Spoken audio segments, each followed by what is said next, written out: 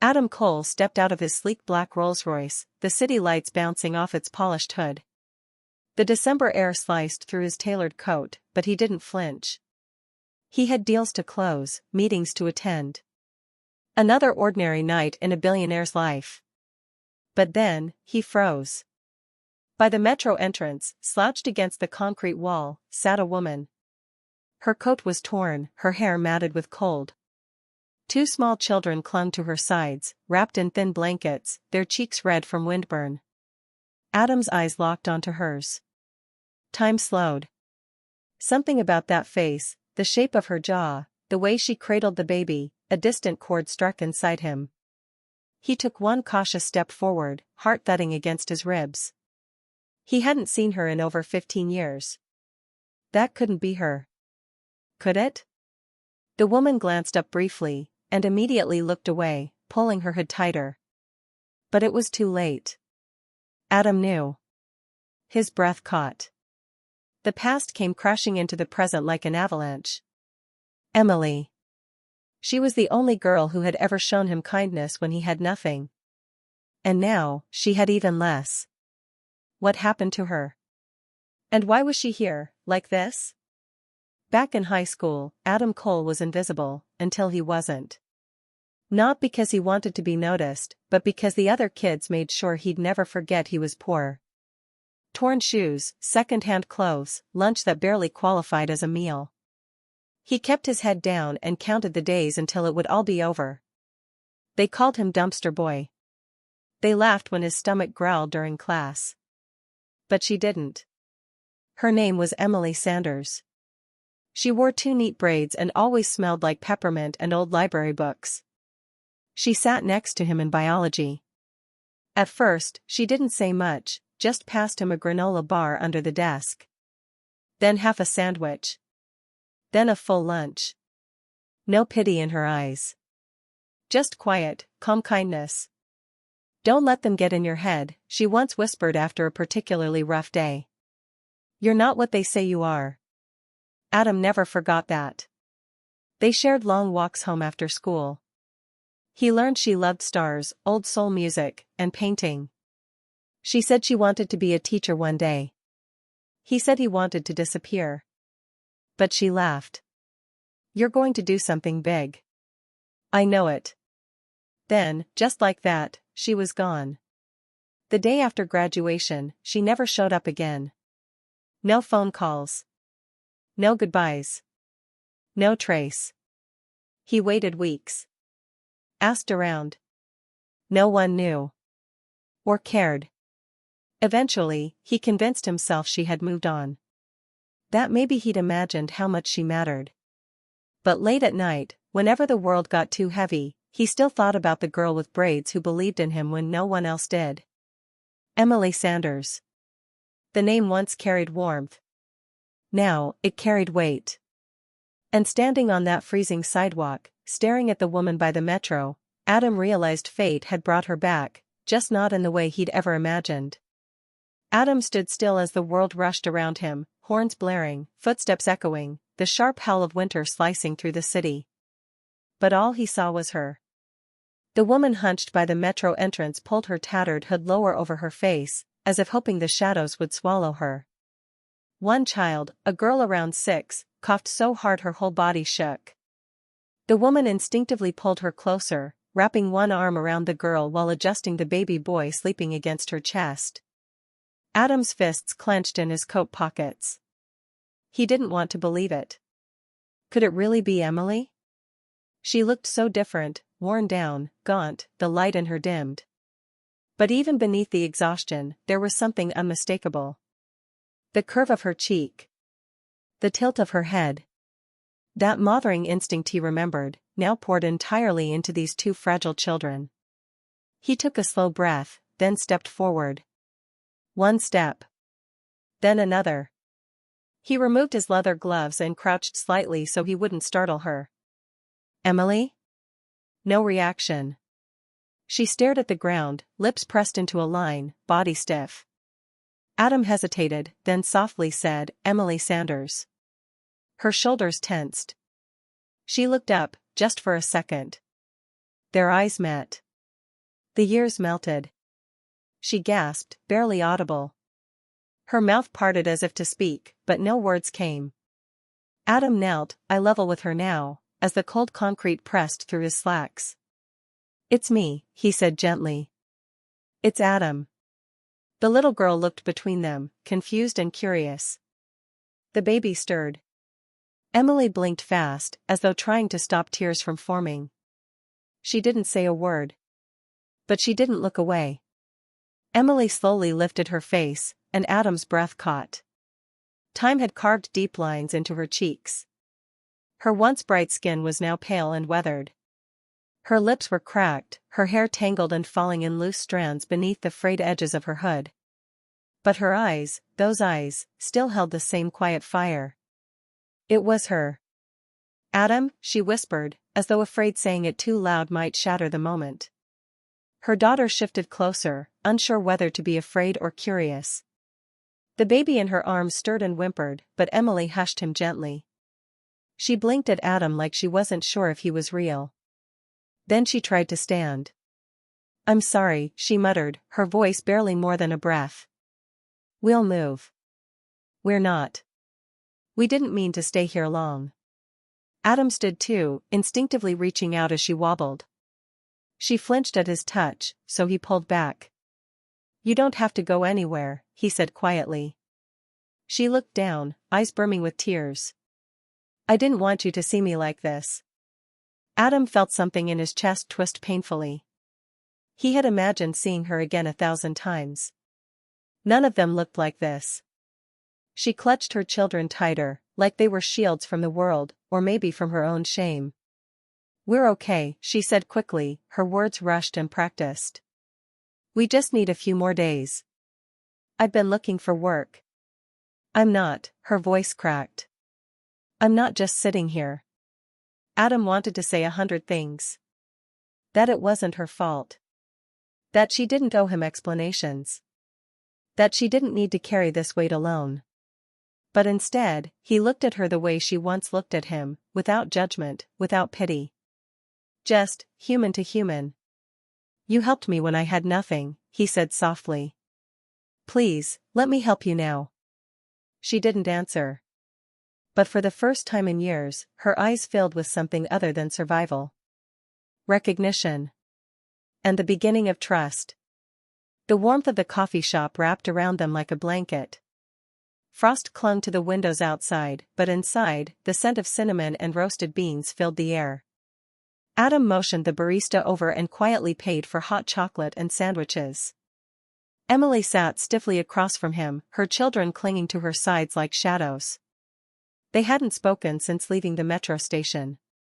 Emily's daughter cupped the hot drink in her hands, eyes wide with wonder. The baby, now awake, sipped milk from a warmed bottle Adam had asked the staff to prepare. Emily hadn't touched her sandwich. Her hands rested in her lap, fingers trembling. Adam waited. Finally, she spoke. "My husband, Marcus," she began, eyes fixed on the steaming mug in front of her, "died 2 years ago. Car accident. He was coming home from a night shift." Adam nodded, listening.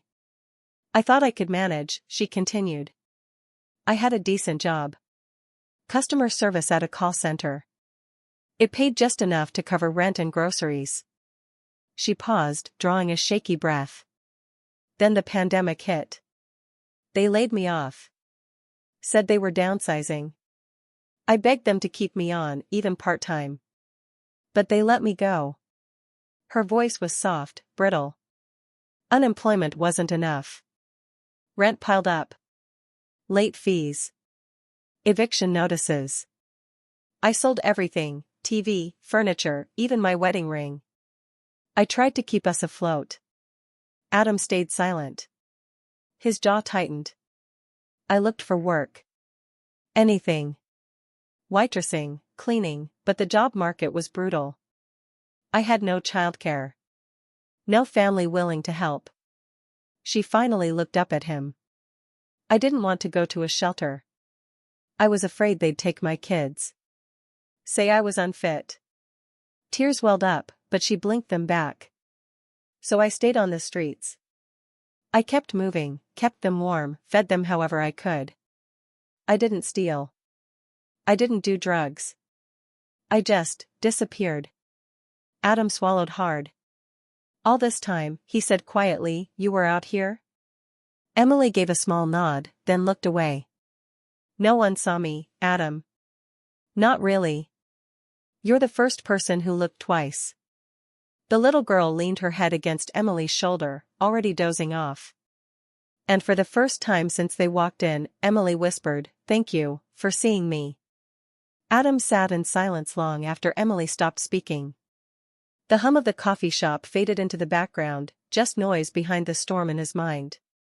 Across the table, Emily gently rocked the baby, her eyes now distant, far from this warm booth and flickering candlelight. She had fallen so far. And he had soared. He looked down at his coat, tailored, spotless, expensive.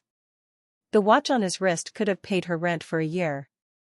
The keys to a penthouse sat in his pocket. Private jets. Investors. Deals. Headlines.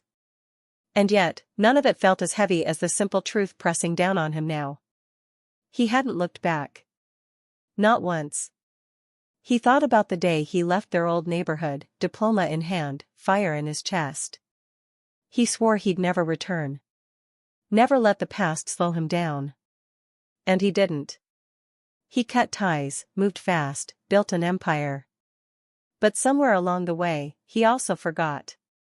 Forgot the girl who once gave him her sandwich without asking anything in return. Who told him he mattered when no one else did. While he was building a life of steel and glass, she was slipping between the cracks of a world that looked the other way. She had been invisible. And he had let her be. Guilt twisted in his chest like a knife, cold, cruel, deserved. He wanted to say something. Anything.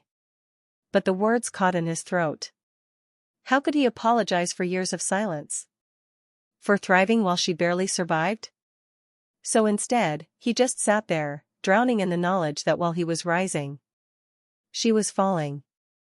Adam finally broke the silence. You don't have to go back out there, he said gently. Come home with me. Just for tonight. Get warm. Rest. Emily's posture stiffened. Her fingers curled tighter around her child. No, she said quickly. I appreciate what you've done, Adam. I really do. But I'm not looking for handouts.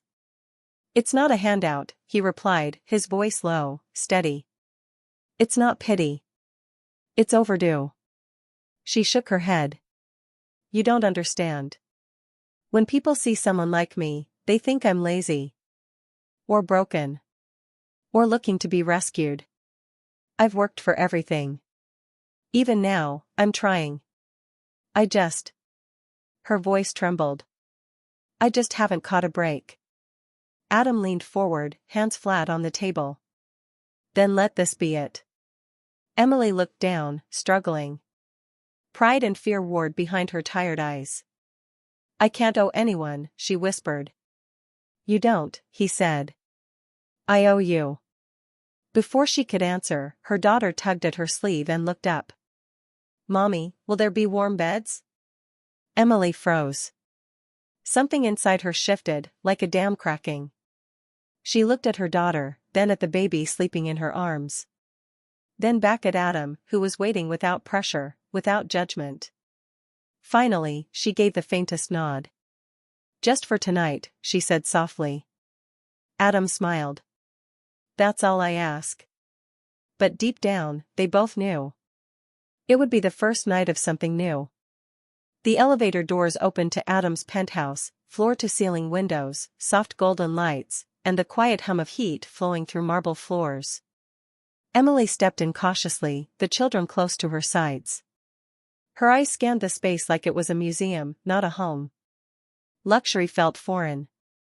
Unreachable. Unreal. Guest suites this way, Adam said, keeping his tone low, careful not to overwhelm her. The room was large, warm, and filled with things that once would have seemed ordinary, a bed with thick blankets, plush towels folded on the edge, and a steaming bathtub waiting in the adjoining bathroom. A nurse quietly entered, leaving behind fresh clothes, baby formula, and medicine. She didn't ask questions. She only smiled kindly, then disappeared. Emily stood frozen at first. Then, slowly, she stepped inside. She sat her baby down on the softest surface he'd ever touched and let her daughter choose a towel in her favorite color, yellow. The sound of running water soon filled the room, followed by laughter.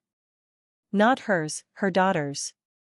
A high, bright giggle that echoed off tile and glass like music. Adam stood outside the door. He didn't intrude. He didn't speak. He simply listened. Later that evening, he arranged for a private pediatrician to check the baby. Another guest quietly dropped off storybooks and toys. A warm meal was delivered to their suite, untouched and waiting. Adam also made one more call, to a retired teacher he trusted. "Would you be willing to tutor a little girl? Just a few hours a week?" By midnight, the penthouse was quiet. Emily lay in bed between her children, eyes open, staring at the ceiling. Her muscles still braced, as if expecting the peace to vanish. But it didn't. The blankets were soft. The heat steady. The silence, safe. She whispered, "Thank you," though no one was there to hear it. Down the hall, Adam stared out at the city skyline, hands in his pockets, eyes distant. He didn't need thanks. This was only the beginning. A week passed in quiet transformation. Emily's face softened. Her shoulders, once always hunched, now held a quiet strength. Her daughter began humming around the penthouse, trailing behind tutors with crayons in hand. The baby boy, now well-fed, warm, and loved, had started to crawl faster, tugging at furniture, curiosity blooming. But Emily still felt something unsettled in her chest. One morning, as sunlight spilled through the tall windows, she sat across from Adam at the breakfast table. Her hands were clean. Her clothes new. But her voice trembled with the same honesty she always carried. "Adam, thank you. For everything.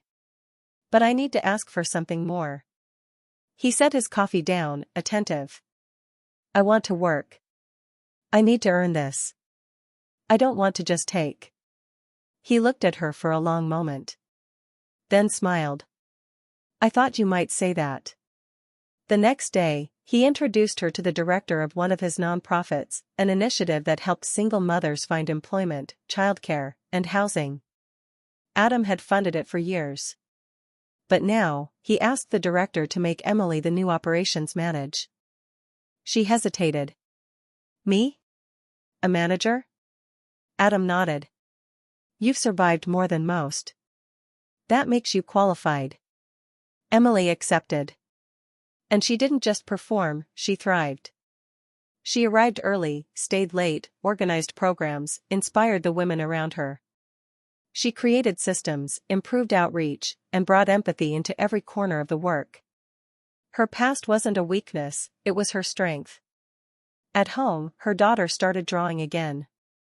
Laughed louder. Slept peacefully. And one afternoon, while Emily reviewed paperwork, her baby took his first wobbly steps across the living room floor. She watched with tears in her eyes, not just from pride, but from something deeper. For the first time in a long time. She wasn't just surviving. She was living, with dignity. The grand ballroom shimmered with crystal chandeliers and soft golden light. Waiters moved gracefully between round tables dressed in white linen, where donors, executives, and press gathered for Adam Cole's annual charity gala. Emily stood near the back, dressed in a simple but elegant navy gown, her first formal evening in years. Her daughter twirled beside her in a matching dress. The baby, now a toddler, rested in her arms. Adam took the stage. He spoke about his company, their milestones, and the future. But then his voice shifted, lower, steadier. "This year," he said, "we're launching something personal. A project very close to my heart." A hush fell over the room. "We're opening a new shelter, safe housing, job training, childcare, for single mothers experiencing homelessness." And renaming it after someone who reminded me what strength really looks like. The screen behind him lit up with soft words in gold. Emily's light. Gasps echoed. A few heads turned toward her. Emily's hands trembled. Later, when the room had quieted and the speeches ended, she found him on the terrace, away from the noise. "You named it after me?" she asked, voice thick with disbelief. "Why?"